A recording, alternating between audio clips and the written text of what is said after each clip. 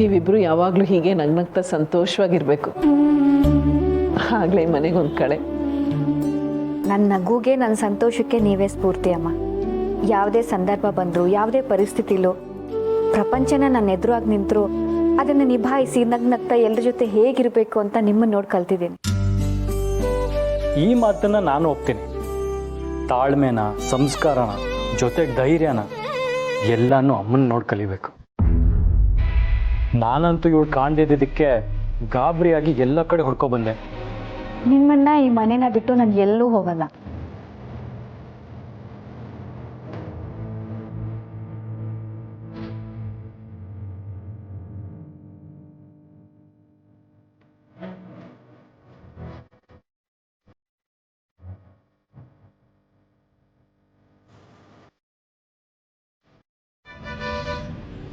ಈ ಪ್ಯಾಂಟ್ ಹಾಕೊಂಡ್ರು ಹಿಂಗ್ ಕೈಯಲ್ಲಿ ಹಿಡ್ಕೊಳ್ಳೋದು ತಪ್ಪಲಿಲ್ಲ. ನನಗೆ ಪ್ಯಾಂಟ್ ಹಾಕಿ ಅಭ್ಯಾಸ ಇಲ್ಲ, ನನ್ನ ಸೊಂಟಕ್ಕೆ ಬೆಲ್ಟ್ ನಿಲ್ಲಲ್ಲ. ಆದರೂ ಜನಗಳನ್ನ ನಂಬಿಸೋದಿಕ್ಕೆ, ಟೋಪಿ ಹಾಕೋದಿಕ್ಕೆ ಈ ತರ ಬಟ್ಟೆ ಹಾಕೊಳ್ಳೇಬೇಕು. ಏನ್ ಮಾಡೋದು, ನಮ್ಮ ಹಣೆ ಬರ. ಇಷ್ಟು ದೂರ ಎಲ್ಲಿ ಹೋಗ್ತಿದ್ದಾರೆ? ಇವರು ಸೆಕ್ಯೂರಿಟಿ ಕೆಲ್ಸಕ್ಕೆ ಹೋಗೋ ತರ ಅಂತೂ ಕಾಣಿಸ್ತಿಲ್ಲ. ಇವ್ರ ಕೆಲಸ ಏನು? ಇವರು ಏನೋ ಸುಳ್ಳು ಹೇಳ್ತಿದ್ದಾರೆ. ಅಷ್ಟು ದುಡ್ಡು ಹೇಗ್ ಸಿಗ್ತಿದೆ ಅನ್ನೋದನ್ನೆಲ್ಲ ಈಗ ತಿಳ್ಕೋಬೇಕು.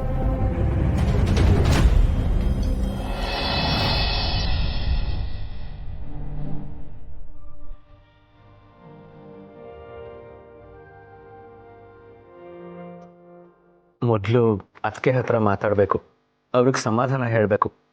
ಪಾಪ ಅದಕ್ಕೆ ಈ ಮನೇಲಿ ಎಲ್ಲರೂ ಖುಷಿಯಾಗಿರಲಿ ಅಂತ ಆಸೆ ಪಡ್ತಾರೆ. ಅಷ್ಟು ಒಳ್ಳೆ ಮನಸ್ಸಿರೋ ಅದಕ್ಕೆ ಯಾವಾಗಲೂ ಖುಷಿಯಾಗಿರಬೇಕು. ನಾನು ತುಳಸಿ ಅವರಿಗೆ ಬಳೆ ತಂದಿದ್ದೀನಿ ಅಂತ ಗೊತ್ತಾದರೆ ಅದಕ್ಕೆ ಖುಷಿ ಆಗಬಹುದು. ಅದಕ್ಕೆನ ಮಾತಾಡಿಸಿ ಅದಕ್ಕೆ ಈ ವಿಷಯ ಹೇಳಿ ಆಮೇಲೆ ತುಳಸಿ ಅವರಿಗೆ ಬಳೆ ಕೊಡ್ತೀನಿ.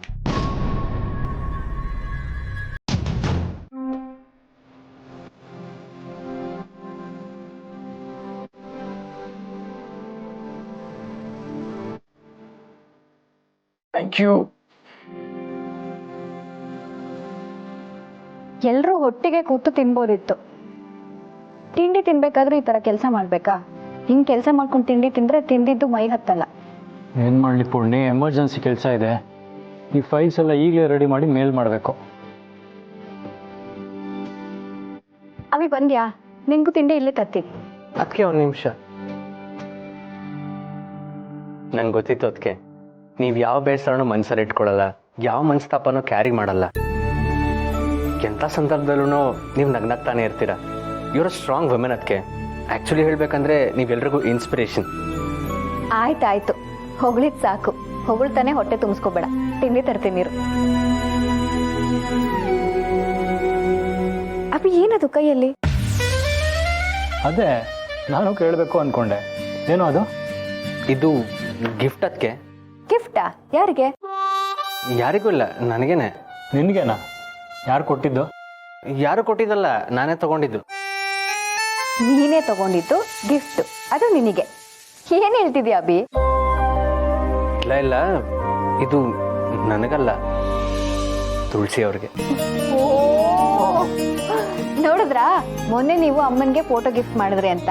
ನಿನ್ನೆ ಅಣ್ಣ ತಮ್ಮ ಇಬ್ರು ಹೋಗಿ ಗಿಫ್ಟ್ ತಗೊಂಡ್ ಬಂದಿದ್ದಾರೆ. ಅದಕ್ಕೆ ಹೇಳಿದ್ದು ಇವರಿಬ್ರು ನಿಮ್ ಕೈಗೆ ಸಿಗಲ್ಲ ಅಂತ. ಅದಕ್ಕೆ ನೀವು ಅವನನ್ನ ನಮ್ಮ ಅಣ್ಣ ಅಂತ ಹೇಳ್ಬೇಡಿ. ಅವನ ಮನೆ ಡ್ರೈವರ್ ಅಷ್ಟೇ. ನನಗೆ ಹೇಗೆ ಅಣ್ಣ ಆಗ್ತಾನೆ? ಹೇಗೆ ಅಣ್ಣ ಆಗ್ತಾನೆ ಅಂತ ಗೊತ್ತಿಲ್ವಾ? ಇಷ್ಟೆಲ್ಲ ಸೂಕ್ಷ್ಮಗಳು, ಇಷ್ಟೆಲ್ಲ ಲೆಕ್ಕಾಚಾರಗಳು ನಿನಗೆ ಸಂಬಂಧಗಳ ಅರ್ಥಾಗಲ್ವಾ? ಸಂಬಂಧಗಳ ಬಗ್ಗೆ ನಾನು ತಲೆ ಕೆಡ್ಸ್ಕೊಳ್ಳಲ್ಲ. ನಾನು ಅವನನ್ನ ಅಣ್ಣ ಅಂತ ಒಪ್ಕೊಳ್ಳಲ್ಲ. ಹೌದು ಸರ್, ನನಗೂ ಅಷ್ಟೇ. ಯಾರ್ಯಾರ ಕೈಲೂ ಅಣ್ಣ ಅಂತಾಗ್ಲಿ ತಮ್ಮ ಅಂತಾಗ್ಲಿ ಕರ್ಸ್ಕೊಳಕ್ಕೆ ಇಷ್ಟಪಡಲ್ಲ. ನೀನು ಇಷ್ಟಪಟ್ಟರು ನಾನಿನ್ನ ಅಣ್ಣ ಅಂತ ಕರೆಯಲ್ಲ. ನಾನು ಅದನ್ನೇ ಹೇಳ್ತಿರೋದು. ಅಣ್ಣ ಅಂತ ಕರ್ಸ್ಕೊಳ್ಳೋ ಅಷ್ಟು ನನಗೂ ಇಲ್ಲ. ಶುರುವಾಯ್ತು ಇವರಿಬ್ರು ಕೋಳಿ ಜಗಳ. ಇವನು ಯಾಕೆ ಇಷ್ಟು ಬೇಗ ಬಂದ ಬ್ರೋ? ನನ್ನ ಜೊತೆ ಜಗಳಾಡಕ್ಕೆ ಅಂತಾನೆ ಇಷ್ಟು ಬೇಗ ಬಂದ ಅನ್ಸುತ್ತೆ. ನೋಡಿ, ಲೇಟಾಗಿ ಬಂದ್ರು ಕಿರಿಕಿರಿ ಮಾಡ್ತೀರಾ, ಬೇಗ ಬಂದ್ರು ಕಿರಿಕಿರಿ ಮಾಡ್ತೀರಾ. ಕರೆಕ್ಟ್ ಟೈಮ್ ಬರೋಕ್ಕೆ ನಾನೇನು ರೋಬೋಟಾ? ಇಲ್ಲ ತಾನೆ. ಅದಕ್ಕೆ ಸ್ವಲ್ಪ ಬೇಗ ಬಂದಿದ್ದೀನಿ. ಬೇಗ ಬಂದ್ರೆ ನಾವು ಬರೋವರೆಗೂ ವೆಯ್ಟ್ ಮಾಡಬೇಕು. ಅದು ಬಿಟ್ಟು ಇಲ್ಲಿ ಬಂದು ಜಗಳ ಆಡಬಾರ್ದು. ನಾನಿಲ್ಲಿ ಜಗಳ ಆಡಕ್ಕೆ ಬಂದಿಲ್ಲ. ನೀವು ರೆಡಿಯಾಗಿದ್ರೆ ಕರ್ಕೊಂಡು ಹೋಗೋಣ ಅಂತ ಬಂದೆ. ಆದರೆ ಜಗಳ ಶುರು ಮಾಡಿದ್ದು ತಾವೇ. ಸಾಕು ಸಾಕು ಅಭಿ, ನೀನ್ ಬಂದಿರೋ ದಿನಕ್ಕೆ ಮಾಡ್ತಿರೋದೇನು ಮರ್ತ್ಬಿಟ್ಯಾ? ಹೌದಕ್ಕೆ ಎಲ್ಲಿದ್ದಾರೆ? ರೂಮಲ್ಲಿ. ಅಮ್ಮ ಎಲ್ಲಿದ್ದಾರೆ? ಮಾತಾಡ್ಸ್ಕೊಂಡ್ಬರ್ತೀನಿ. ಅದು ಅಮ್ಮ ರೂಮಲ್ಲಿದ್ದಾರೆ, ಹೋಗು.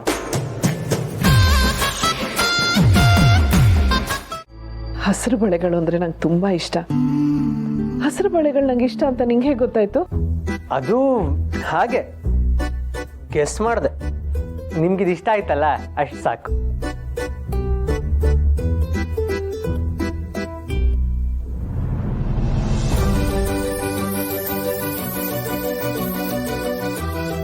ಏ ಪಾಪು, ಯಾಕೆ ನಗ್ತಾ ಇದೆಯಾ?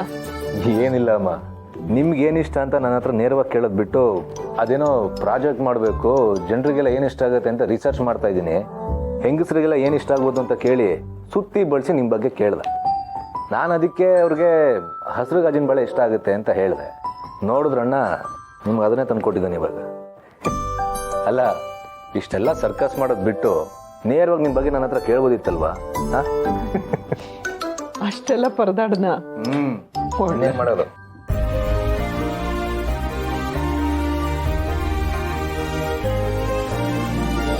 ಪಾಪು ಮೊದಲೆಲ್ಲ ಅಭಿ ಏನಾದರೂ ಕೊಟ್ರೆ ಅಥವಾ ಅಭಿ ನನ್ನನ್ನು ಮಾತಾಡ್ಸಿದ್ರೆ ಕೋಪ ಮಾಡ್ಕೋತಿದ್ದ. ಆದ್ರೆ ಈಗ ಮನಸ್ಫೂರ್ತಿಯಾಗಿ ನಗ್ತಾ ಇದ್ದಾನೆ. ಅಂದ್ರೆ ಇವರಿಬ್ರು ಒಂದಾಗ್ತಾ ಇದ್ದಾರೆ ಅಂತ ಅರ್ಥನಾ?